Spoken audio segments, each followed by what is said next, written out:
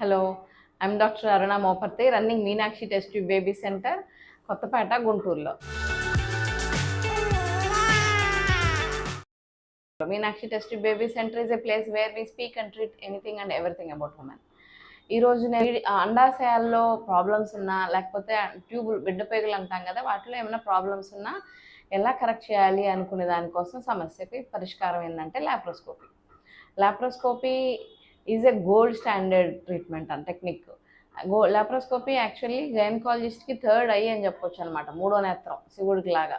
ఎందుకంటే మనం గర్భసంచి స్కానింగ్లో కొన్ని కనపడతాయి, లాప్రోస్కోపీలో మొత్తం మన గర్భసంచి, దాని పక్కన అండాశయాలు, పక్కన ఉన్న గర్భసంచి పక్కన ఉన్న బిడ్డ పేగులు, ట్యూబులు అన్నిటినీ లాప్రోస్కోపీ ద్వారా మానిటర్లో చేస్తాం. లాప్రోస్కోపీ ఎలా చేస్తామంటే, పేషెంట్ ఆ రోజు మార్నింగ్ ఫాస్టింగ్తో వస్తే పొద్దున్నే ఏమీ తాగకుండా తినకుండా ఒక 6 to 8 hours ఫాస్టింగ్తో ఉంటే అప్పుడు ఫుల్ అనస్థీషియా ఇచ్చి బొడ్డు దగ్గర ఒక చిన్న హోల్ పెట్టి ఆ హోల్ ద్వారా స్కోప్ లోపలికి పాస్ చేస్తే గర్భసంచి మన పొట్టలో ఉన్నదంతా మానిటర్లో కనపడుతుంది అనమాట. స్కానింగ్లో ఇండైరెక్ట్గా స్కాన్లో చూస్తాము, డైరెక్ట్గా కళ్ళతో అసలు ఎట్లా ఉంది యాజ్ ఇట్ ఈజ్గా మానిటర్లో టీవీలో కనపడుతుంది. సో మన గర్భసంచి పక్కన ఏమైనా ట్యూబుల్ బ్లాక్ ఉందా, గర్భసంచి అసలు యాక్చువల్లీ ఫస్ట్ గర్భసంచిని చూస్తాం. గర్భసంచికి ఏమైనా ప్రాబ్లమ్స్ ఉన్నాయా, అది చిన్నగా కానీ ఓ పక్కకి డీవియేట్ అయ్యి కానీ, లేకపోతే దాని చుట్టూరా ఏమైనా అతుకులు ఉన్నాయా, ఈ ట్యూబు అండాశయం రెండు దానికి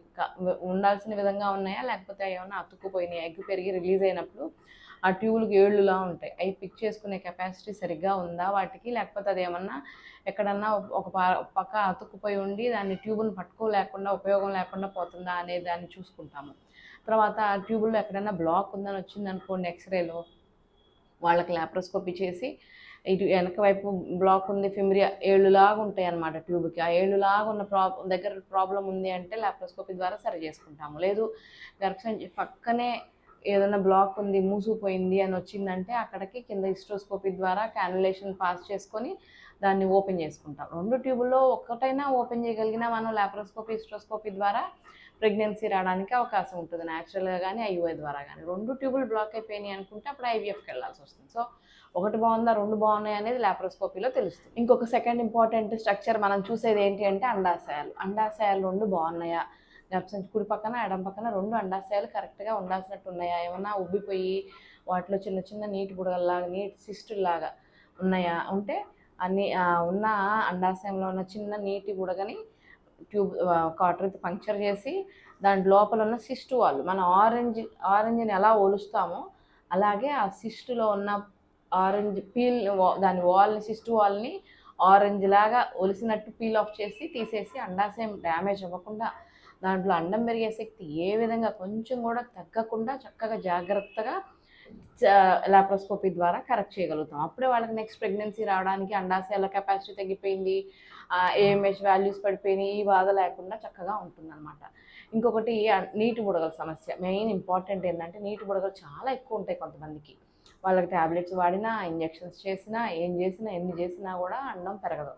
అలాంటప్పుడు నీటి బుడగలు ఉన్న వాళ్ళకి ఈ లాప్రోస్కోపీ ద్వారా కొంచెం నీడిల్తోటి కరెంట్ మోనోపోలార్ కాటర్తో టచ్ చేస్తే దాంట్లో ఉన్న స్ట్రోమల్ థిక్నెస్ తగ్గడం కోసం చేస్తామన్నమాట.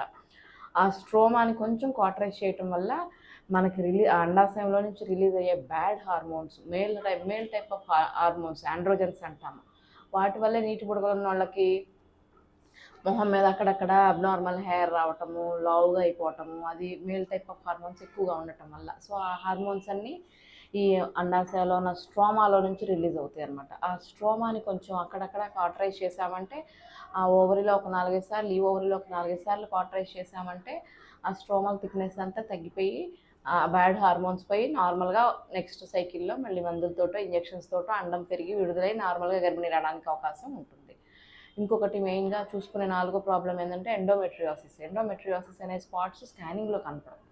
ఆ ఎండోమెట్రియాటిక్ స్పాట్స్ గర్భసంచి కింద ట్యూబుల్ పక్కన ఓవరీస్ పైన ఉండటం వల్ల ఆ స్పాట్స్కి వచ్చి అన్నం పేగులు, ట్యూబు అన్నీ అక్కడక్కడ అతుక్కుపోతాయి అన్నమాట. సో ఆ అతుక్కుపోయిన వాటిని చిన్నగా సరి చేసేసుకొని ఆ ఎండోమెట్రియాటిక్ స్పాట్స్ అన్నిటినీ కాటరైజ్ చేసేసుకొని, ఒకవేళ ఎండోమెట్రియాసిస్ ఎక్కువైపోయి 4-5 సెంటీమీటర్ల సిస్ట్ లాగా ఫామ్ అయిపోయింది అనుకో, చాక్లెట్ సిస్ట్ అంటాం దాన్ని, ఆ సిస్ట్ను కూడా పంక్చర్ చేసి డ్రైన్ చేసేసుకొని, ఇందాక నేను చెప్పినట్టు సింపుల్ సిస్ట్ లాగా దీన్ని కూడా ఆ లోపల ఉన్న సిస్ట్ వాల్ని పీల్ చేసేసి ఓవరీ డ్యామేజ్ అవ్వకుండా జాగ్రత్తగా చేసేసుకుంటాం. అవి ఇంపార్టెంట్. ఇంకా ఫైబ్రాయిడ్స్ ఉంటాయి కొంతమందికి. ఫైబ్రాయిడ్ అనే చిన్న చిన్న గడ్డలు, ఆ గడ్డలు ఏమైనా గర్భ నుంచి లోపల చొచ్చుకొని వస్తాయి అనుకోండి, వాటిని కూడా లాప్రోస్కోపీ ద్వారా తీసి క్లీన్ చేసేసి ఎక్సిషన్ చేసేసి సూచరింగ్ చేసేసుకొని కరెక్ట్ చేసేసుకోవచ్చు. సో కొంతమందికి అసలు స్కానింగ్లో అన్నీ బాగుంటాయి, ఓవులేషన్ జరిగిద్ది, బిడ్డ పేగులు 2 బాగుంటాయి, హస్బెండ్ వీర్యం కణాలు బాగుంటాయి, అయినా ప్రెగ్నెన్సీ రావట్లేదు అంటే అన్ఎక్స్ప్లెయిన్డ్ ఇన్ఫర్టిలిటీ అంటాం. సో అన్ఎక్స్ప్లెయిన్డ్ ఇన్ఫర్టిలిటీ ఉన్న వాళ్ళకి మనం ఐయుఐలు చేసినా ప్రెగ్నెన్సీ రావట్లేదు, నార్మల్గా కూడా రావట్లేదు అనుకున్నప్పుడు laparoscopy is the gold standard. ఏం చేస్తామంటే లాప్రోస్కోపీలో కొన్నిసార్లు అన్నం విడుదలైనా కూడా ఈ ట్యూబ్లు అన్నీ అతుక్కుపోయి ఉంటాయి. సో ఒక 2 సంవత్సరాలు అయిపోయింది అన్ఎక్స్ప్లెయిన్డ్ ఇన్ఫర్టిలిటీ, ఇంకా ప్రెగ్నెన్సీ రావట్లేదు అనుకున్నప్పుడు ఈ లాప్రోస్కోపీ చేసి నేను చెప్పిన వాటిలో ఏమైనా ప్రాబ్లమ్స్ ఉన్నాయా అనేది చెక్ చేసి చూసుకోవటం వల్ల అన్నీ కరెక్ట్ అయిపోతాయి. సో అప్పుడు చక్కగా ట్యూబు, గర్భసంచి, దాని పక్కన ట్యూబు, దాని పక్కన ఉండే అండాశయం, ఈ 3 రిలేషన్ సరిగ్గా ఉందా లేదా చెక్ చేసుకొని, ఈ మూడిట్లో ఏది తేడాలున్నా, లేకపోతే అన్నం పేగులు, ఇంటెస్టైన్స్, పెరిటోనియం అన్నీ వచ్చి అతుక్కుపోయినా అతుకులన్నీ సరిచేసి అన్నీ కరెక్ట్ చేయటం వల్ల ప్రెగ్నెన్సీ రావడానికి అవకాశాలు చాలా చాలా ఇంప్రూవ్ అవుతాయి అన్నమాట. Okay viewers, if you like the information, like, share and subscribe the video. Thank you.